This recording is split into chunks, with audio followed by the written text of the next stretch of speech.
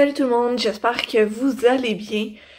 Aujourd'hui, je vous retrouve pour vous présenter ma palle du mois de novembre.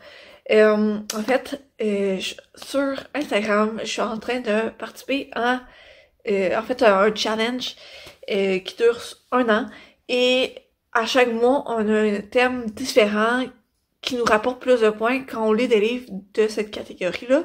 Et pour le mois de novembre, c'est religion, spiritualité et l'organisatrice du challenge, ben, elle a ouvert ça un peu plus, pour mettre la mythologie aussi un peu là-dedans, tout ce qui est plus comme deux déesses, ça, vous comprenez ce que je veux dire. Fait que je me suis créé une pile de livres à lire avec ça en tête, avec ce thème-là, justement pour rapporter des points supplémentaires à mon équipe. Donc, je vous présente ça. J'ai mis 5 livres dans ma pile à lire et je vous les présente. Le premier livre que je me suis mis dans ma pile à lire, c'est celui-ci, c'est Le Chant d'Achille de Madeline Miller. Comme on lit dans le titre, c'est l'histoire d'Achille et de Patrocle. Patrocle est aussi chétif et maladroit qu'Achille est solitaire, puissant, promis à la gloire des immortels. Mais ils ont grandi côte à côte et un lien les unit. Et là, il y a le roi Memnon, je m'excuse de scraper un peu le nom. Les deux se joignent au siège de Troie et la sagesse de l'un et la colère de l'autre pourrait bien faire dévier le cours de la guerre au risque de faire monter l'Olympe et ses oracles. Je m'étais acheté ce livre-là et puis j'ai aussi la même autrice en fait, puis j'ai Circé qui c'est je vous lis un peu le résumé aussi. C'est fruit des amours d'un dieu et d'une mortelle. Circé, la nymphe grandit parmi les divinités de l'Olympe, mais son caractère détonne. On la dit sorcière parce qu'elle aime changer les choses, plus humaine que céleste, parce qu'elle est sensible. En l'exilant sur une île déserte, comme le fut jadis Prométhée, pour avoir trop aimé les hommes, ses pères ne lui ont-ils pas plutôt rendu service? Là, l'immortelle peut choisir qui elle est. Demi-déesse, certes, mais femme avant tout. Puissante, libre et amoureuse. Fait que ces deux livres-là, je les avais achetés il y a quand même un bon petit bout. C'est surtout que j'avais vu beaucoup d'avis en ligne dessus, puis autant positif que négatif, fait que ça m'avait intriguée, puis je me suis dit, faudrait que je les lise. Surtout que je trouve que les couvertures sont super belles, on voit le relief, c'est un peu doré puis bleu argenté, genre. Ça se reflète au soleil, on le voit bien de même. Fait que j'avais vu beaucoup d'avis en ligne, c'est ça, puis ça fait un petit bout que je les ai dans ma bibliothèque et je ne les ai pas encore lus. Donc je trouvais que là, avec ce thème-là, dans le challenge, je trouvais que c'est un bon moment pour les lire, les mettre dans ma palle, puis ça, enfin, les lire. Fait que c'est ça. J'ai aussi Percy Jackson, le premier tome de Rick Riordan, dans cette pile-là. Je pense que tout le monde connaît un peu c'est quoi l'histoire. En gros, pour ceux qui ne le sauraient pas, c'est l'histoire de Percy Jackson qui apprend qu'il est un demi-dieu de la mythologie grecque. Et il va se retrouver dans un camp pour demi-dieu et il va se retrouver à combattre plein de personnes, des personnes, mais aussi des monstres et tout le tralala.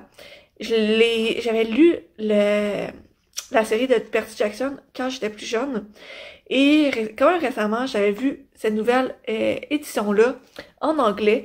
Je me suis dit, je l'ai acheté, je la trouve super, la tranche, je la trouve super cute, la couverture aussi, puis j'avais vu aussi à chaque tome différent, il y a comme un dieu différent sur la tranche, puis je la trouvais cute, super cute, puis en plus, c'est en anglais, cette édition-là, elle est en anglais, et moi, j'avais lu les livres en français, fait que je m'étais dit, j'aime cette édition-là, puis en plus, ça va me permettre de lire un peu plus en anglais. Et là, avec, c'est ça, le thème religion, spiritualité, mythologie de ce mois-ci, je me suis dit, encore une fois, c'est un bon moment pour le lire. Et si jamais, ben, je réussis à lire mes 5 livres avant le mois de novembre, la fin du mois de novembre, ben, j'ai aussi le 2e tome que je pourrais commencer si jamais je termine mes 50 livres. Encore dans la mythologie grecque, j'ai A Touch of Ruin de Scarlett Sinclair. C'est la suite, c'est le 2e tome de la série.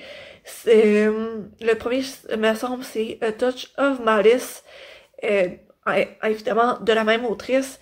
Ça, c'est un peu l'histoire de Perséphone et de Hadès.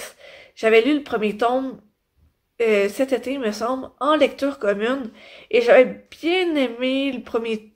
Mais le premier tome, je sais pas trop comment je feel par rapport à ce livre-là. Puis en essayant de commencer, j'avais essayé de commencer le 2e tome et j'étais pas embarquée beaucoup, surtout que encore une fois, ben, le 2e tome, on l'avait commencé aussi en lecture commune. Mais ça, vu que je suis pas rentrée dedans, je l'ai mis de côté. Et les autres l'ont continué. Puis les avis que j'ai vus étaient plutôt négatifs, on va dire. Fait que ça l'a pas aidé à comme vouloir continuer. Mais là, j'ai déjà aussi le 3e et le premier du point de vue de Hadès. Fait que je me dis, ben, faut que je lise à un moment donné si je veux rentabiliser mes achats. Et encore une fois, c'est un bon moment pour le lire selon moi. Et finalement, j'ai ce livre-ci, encore dans la mythologie grecque, c'est L'or d'Alexandra Bracken. En gros, ça se passe à New York, principalement. Il y a à chaque 7 heures un jeune meurtrier, c'est Lagon. Et en gros, c'est les descendances des dieux et déesses grecs pourchassent certains dieux, en fait, pendant une semaine afin de les tuer. Et il y a Laure dont sa famille a été brutalement assassinée. Puis ça, ben, quand ils tuent un dieu, ben, ils reçoivent leur... je vais juste vous lire le résumé, je pense que ça va être mieux. De nos jours, à New York, un jeune meurtrier est sur le point de commencer Lagon. Tous les 7 ans, pendant une semaine seulement, 9 dieux grecs sont forcés de parcourir la Terre en tant que mortels pour avoir osé défier le grand Zeus. Ils sont chassés par les descendants de lignées prestigieuses, tous désireux de tuer un dieu et de s'emparer de son pouvoir ainsi que de son immortalité. Après que sa famille a été brutalement assassinée par une lignée concurrente, Laure a fui ce monde brutal, tournant le dos aux promesses de gloire éternelle de la chasse.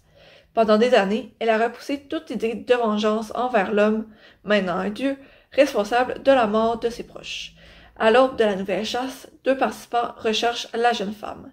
Castor, un ami d'enfance que Laure croyait mort, et Athéna, l'une des dernières divinités d'origine, qui est grièvement blessée.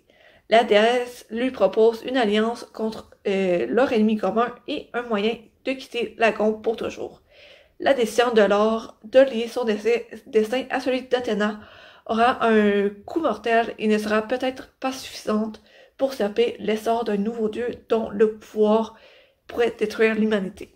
Donc ça a l'air super intéressant. Puis encore une fois, c'est de la mythologie grecque.